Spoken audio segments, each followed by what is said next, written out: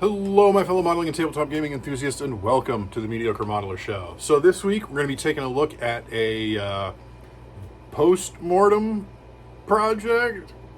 I don't know the best way to describe it. We did the inbox review on the Rubicon Models LVT-2 back in the winter. I think it was back in March. So I've got it built, I've got it painted, and it turned out awesome. So we're going to go ahead and take a look at that. So without any further ado, as always, let's head on down to the bench and see how this thing turned out. So, here we have it, the Rubicon Models LVT-A2. Apologize, I forgot I had a glove on, had to take it off. Also, again, apologize for all the background noise. It is hot here, so I've got my air conditioner and a fan going to try and keep it somewhat tolerable in the workshop. So, yeah, all done. The crew is done, full weathering complement, and man, was this fun to do. This was a fun kit to build. It went together very, very nicely. The crew were a little interesting. They are white metal, and about the only complaint I have about the kit, I guess you could say two, is the crew are sold separately, and there's not really any great instructions on where to and how to place them in the model itself. Easy enough to figure out. These two guys on the 50s were a little bit more difficult to figure out, but you know, that's how it goes. Excuse me. So yeah, we'll just take a quick look around it. And I did decide to build the armored variant, so it does have that armored front compartment. Got to have the shark mouth there. I'll kind of get in depth in how I did some of this other stuff. You can see we've got the 5 crew members. These are actually from 2 different sets. There's a 6th figure that I decided not to use, just a guy throwing grenades. So I decided not to use that. So just went with the 5 that we have there. So the kit itself is all plastic, just like all Rubicon stuff. Except for the figures, of course, which are white metal. All the stowage that they're all standing on is white metal as well, which is fine. You know, it's very well done, very well detailed. It does use some plastic components, like literally, I think the only plastic components it uses are these mounts right here for the 230 cals. So we've got the one manned on this side, and then there's the other one over here, which this guy's shooting with his M1. You figured he could just set that down and hop on that 30 and, you know, start shooting. But yeah, so again, it goes together very, very easily. A few little gaps and seams here and there. I mean, the most obvious ones are probably right here, but I did end up just scribing a groove in there because it probably should have been there. So yeah, the kit went together very, very well. I was able to essentially build the whole thing and paint it all. I did leave the tracks separate just so I could paint and weather them slightly separately, because it would be a lot easier to paint them separately than trying to get in here or to get under there to get everything painted. So the main color is actually a mix of Vallejo Model Air Sea Gray and Intermediate Blue. It's about I think it's a 50-50 mix over a black prime with a white zenithal highlight. Then we did a gloss coat and did decals. Now the decals probably not terribly historically accurate, but they're very eye-catching, let me tell you. So the decals actually come from 3 different sources. Like the A12 here, Sea Devil, and these stripes all came from the kit decal sheet, as well as the shark mouth at the front. The stars, I believe, might have come from that sheet as well, but also I used some from the Warlord sheet. I used this serial number from the Warlord sheet, and then this USMC is actually from just the USMC, and then the serial number is from the Warlord sheet, but the USMC is from a Rubicon model sheet that I ordered, just so I could get that, because it's tough to find ones that actually say USMC. So I'll be trying to find lots of those. From there, it was chipping, and I've kind of found I like to do chipping in more of a 2-stage process now, where I do the sort of base color, sort of lightened base color, and then a darker color. So a two-step process, and you can kind of see it right up here on the front. So I use some micro set, and I apologize for the dirtiness of my thumb. I got a chicken on the smoker right now, so I had to get that all going. I use some Solvaset. Is that right? Yes, Walther Solvaset, normally, which generally probably isn't an issue. I mean, that's like high octane decal solution if you watched my decal tutorial video. But it kind of left some white marks on it. So I ended up doing a lot more chipping around that area. You can kind of see these lighter colors are a mix of actually neutral gray and intermediate blue. And then on top of that, I went in with some German camo dark brown to do some more chipping. And I think that turns out really, really well. I'm really happy with how that turned out. So I'm probably gonna try and do it more like that, where I have more of like a base color or a lighter base color and then a darker color in a two-stage chipping process. Painted all the rest of the details, which there weren't a ton. I mean, it took, you know, most of it was devoted to painting the stowage and then the figures, which I did keep. The stowage was glued in the whole time I was painting, but the figures were all kept separate. And of course the tracks. Most of the weathering is done with acrylics. So I always do an oil wash. So I do the oil wash first, and then I just started dusting on some Iraqi sand through the airbrush to get kind of like that dried mud effect, you see? That lighter color there, and you know, we can see it really nice here on the back. And then I used some flat brown Vallejo model color for the darker color, and then I used some weathering pigments, a lighter sandy colored weathering pigment, and then a darker brown weathering pigment.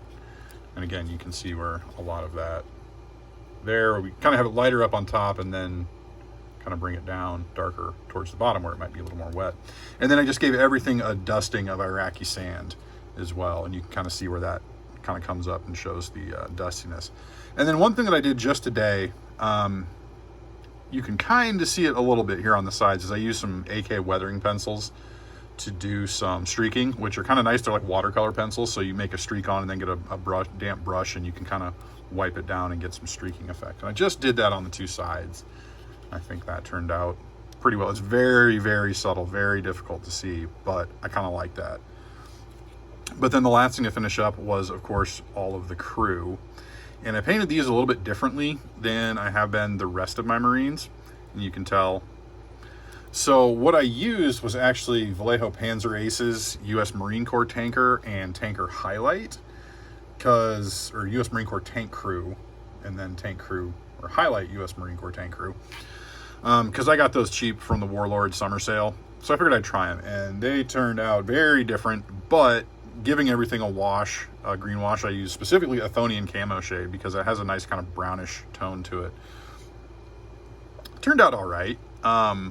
It's probably a little bit quicker than the method I use for the rest of them, but yeah, the rest of them, I mean, maybe when I get around to doing more vehicles that have crew, I might use this, but the rest of my army will be done, you know, in my sort of same traditional method. Obviously the three wearing the May West life jackets, had to do those. And then of course the 50s, and then the 30s, and then we've got one guy here with his M1, and then over on the other side we got a guy popping off with his Thompson. So this is actually a surprisingly heavy model with all of the white metal in there. So the 230 cals and the 50 cals are all white metal as well. The kit does come with plastic guns, so you can get plastic guns for the 50s, but it doesn't have the crew. So the crew actually comes with them, with the weapons, and you kind of have to use the metal ones if you're going to use the crew. There are also gun shields for the two front 50s. I thought they looked a little goofy. Maybe they're more historically accurate, but I opted not to use them, you know, possibly a field modification. They took them off for ease of view. Obviously the gun's pointing in different directions, not quite lined up perfectly, but earlier, like I said, there wasn't really a whole lot of great guides for placement of these guys. So this guy over here, to get everything to fit, and he kind of broke his handle earlier when I was trying to put him in place, kind of had to get a little creative with it, because they've got some very unique poses you know, they have to fit a certain way. You can see a couple of them have a foot on the deck, and then some of, you know, another foot up on something else. So it's kind of tough to get them placed just right. But all in all, turned out pretty well. And I think it looks pretty good. I think it's going to be definitely look pretty cool on tabletop. But back to my original point with the white metal guns, I figure they're less likely to just snap off. They might bend, but it'd be easier to get them back in place afterwards. So, yep. So there you go. There is the Rubicon Models LVT-2.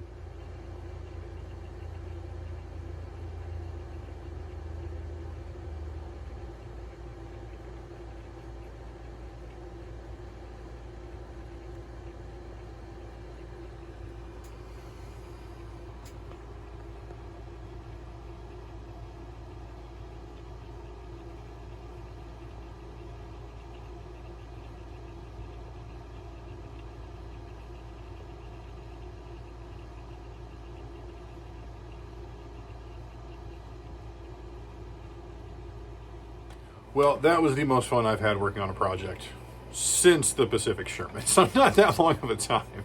But it certainly was a lot of fun. I mean, so much fun that I had to bring it over and showcase it just a little bit more. And you can really get a good view of that shark mouth. But this was definitely a lot of fun to build. I mean, the fit on the kit was just fantastic, and it painted up so incredibly well. So I would highly recommend. I would also recommend the crew kits. Again, it's kind of a bummer that they don't come included, because I know with some of the Rubicon kits they do have crew included in the kit, like with the Jeeps that I did last year. I think with some of the other ones, I know some of the artillery kits they include the crew as well. It is what it is. Not a whole lot you can do about it. So yeah, but I would definitely recommend picking one up if you're thinking about it. And I know they've got variants with like U.S. Army crew or Navy crew. They've got with British crew, you can get the Polston 20mm cannon add-on for it as well. So definitely give those a look if you're looking for, you know, a good model to build, or if you're looking for a gaming piece to add, whichever. So yeah, that was pretty neat. Yeah, so for those of you that saw my last video, so last week's video was the finale of the Sherman project, but then I did post another video last Friday, completely unrelated to gaming, but still related to historical stuff, was the engine startup, taxiing, and takeoff of a P-51D Mustang down at the Des Moines International Airport. So just a little bit of background on that. The Commemorative Air Force, based out of Texas, has a number of flying aircraft that they take out and take on tour across the country. And they happen to be stopping in town. I think they were actually there I think they're actually still there. So they've been there for a good solid week. So they are the ones that actually own and operate Fifi, one of the last two flying B-29 Super Fortresses. So they had Fifi there. We got to go all around that. We got to take a little cockpit tour, which wasn't actually the cockpit. We got to climb up through the bomb bay, kind of see the flight engineer station, the navigator station, and then the exit was actually before you got to the actual pilot seats. They had a PT-19 or PT-13 Stearman, an RC-45, which was like a AT-11. Pretty cool. But for me, the coolest thing was they had a P-51D Mustang, fully restored and flying, which I got to see.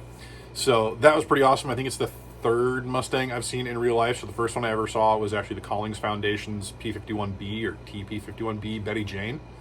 Back in 2016, which was really awesome. I got to hear that one running and see it running. Didn't get to see it flying, but that was still pretty cool. And then the Fargo Air Museum up in Fargo, North Dakota has a flying P-51. We just saw it on static display when we were on our way home from visiting some friends all the way up on the Canadian border up in North Dakota. But that video has taken off. I mean, in 5 days, over 1,000 views. So yeah. So maybe I'll try and find some air shows and stuff to go to try and get some more views. But that was pretty cool. I mean, it was a really awesome experience. I got to take my two kids who are 11 and 9. They thought it was pretty cool too. They were taking pictures right and left with their phones, thinking it was pretty awesome.